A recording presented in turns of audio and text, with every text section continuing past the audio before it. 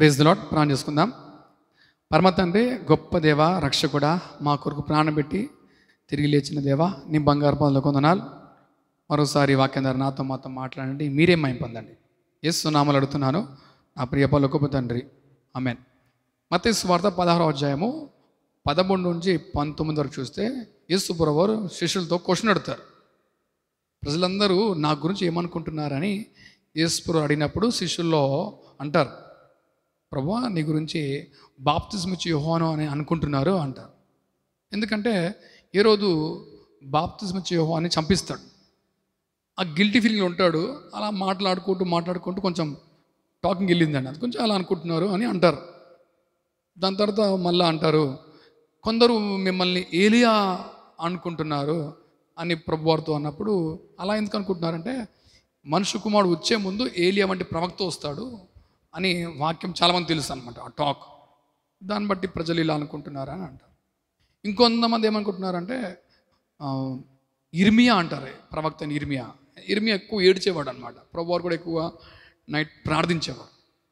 So అలా అనుకుంటున్నారు అంటారు. ఇంకొంతమంది మళ్ళీ అంటారు, ప్రవక్తలు ఒక ప్రవక్త అని అనుకుంటున్నారు ప్రభు అని శిష్యులు జవాబు చెప్తారు. దాని తర్వాత అంటారు, ఓకే ప్రజల సంగతి పక్కన పెట్టండి, శిష్యులతో అంటాడు, మీరు నన్ను గురించి ఏమనుకుంటున్నారని యేసు ప్రభువు అడిగినప్పుడు అందరూ మౌనంగా ఉంటారు, ఒకరి ముఖం ఒకరు చూసుకుంటుంటారు అన్నమాట. అయితే అక్కడ పేతురు, ప్రభువా నువ్వు సజీవుడు అయిన దేవుని కుమారుడు అనే పేతురు అనగానే యేసు ప్రభువు శబాష్రా, అది దేవుడే నీకు బయలుపరిచాడు అని ప్రభువారు పేతురుతో అంటారు. ఇక్కడ గమనిస్తే పేతురు ఏమన్నాడంటే సజీవుడు అయిన దేవుని కుమారుడువు అంటే రక్షకుడు అంటాడు. అంటే నాకు రక్షకుడు అన్నాడు, నువ్వు రక్షకుడు ప్రభు అంటారు.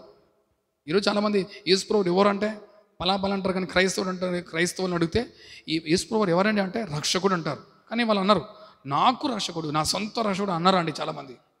డౌట్. ఈరోజు ప్రభువు రక్షకుడు తెలుసు, కానీ నీకు సొంత రక్షకుడుగా ఉన్నాడా? Jesus is your personal saviour. అది ఇంపార్టెంట్ అండి. పర్సనల్గా వ్యక్తిగతంగా దేవునితో సంబంధం కలిగి జీవించాలి. అయితే ప్రభువారు అంటారు, పేతురు నువ్వు కరెక్టే పోయావా, నువ్వు బండవు, ఈ బండ మీద నా సంఘాన్ని కడతా అంటాడు. అంటే పేతురు అనే బండ మీద కాదండి.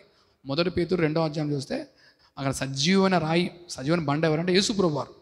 అంటే ఆ ఒప్పుకోలు మీద, ఆ విశ్వాసం మీద ఎట్టి రీతికైతే పేతురు ఒప్పుకున్నాడో దేవా నువ్వు దేవుడవు అని ఎట్టి రీతికి ఒప్పుకున్నాడో, అటు ఎవరైతే యేసు క్రీస్తు ప్రభు యందు విశ్వాసం ఉంచుతారో ఆయన నా పాపాల నిమిత్తం ప్రాణం పెట్టాడు, తిరిగి లేచాడు అని ఎవరైతే ఒప్పుకుంటారో ఆ విశ్వాసం బట్టి సంఘం ఏర్పడుతుంది అని ప్రభువారు అంటారు అనమాట.